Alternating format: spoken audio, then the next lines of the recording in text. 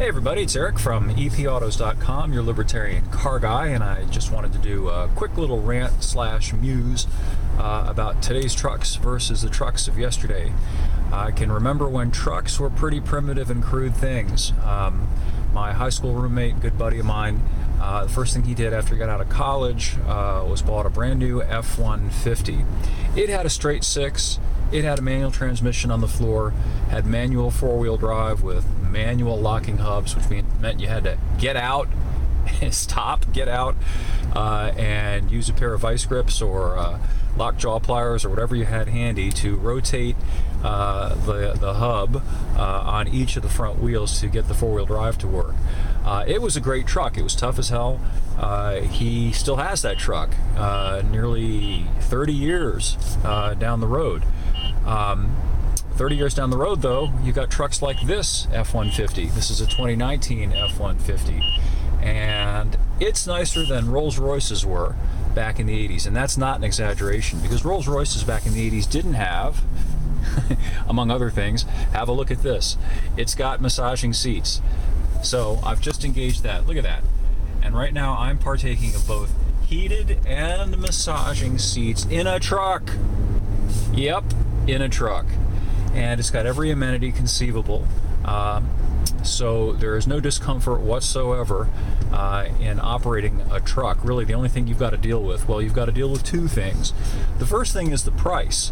You can easily plunk down $50,000-$60,000 on a 1500 truck today. In fact, you can plunk down more than that if you tick off a bunch of options. That's pretty crazy to me.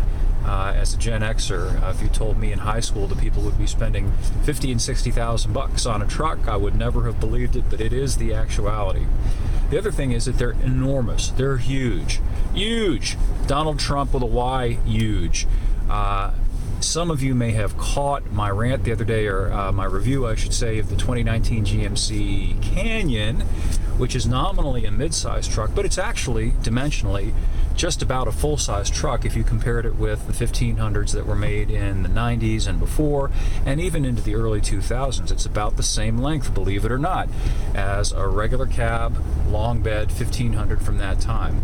Now, you get into something like this 2019 F-150 1500, and it's a Leviathan, particularly in terms of things like height and width, specifically the bed walls, and the ride height combined make it so high that even a big geek like me, and I'm 6'3", has trouble touching the bed with his hands unless I'm standing on a milk crate. And that's no joke, that's no exaggeration, and that's why these trucks have ladders built into the tailgate.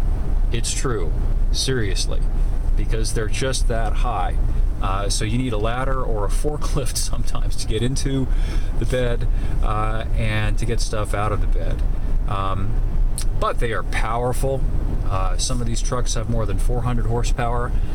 They're tremendously capable. They can pull and haul more than the trucks of the past could. So all of those things are big, big positives, and you're absolutely not slumming it, roughing it whatsoever in one of these things. In fact, you've got a nicer vehicle than most other people do, regardless of the money. Very few vehicles, other than six-figure Mercedes, for example, have massaging seats, and here I am in my truck with the massaging seats. So those are my thoughts about the F-150 and 1500s and mid-size trucks generally for the moment.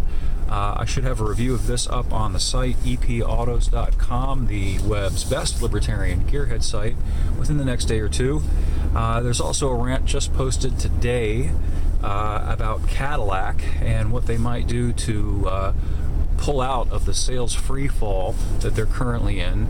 And my point of view is contrarian. I don't think that the thing to do is to put electric motors in Cadillacs.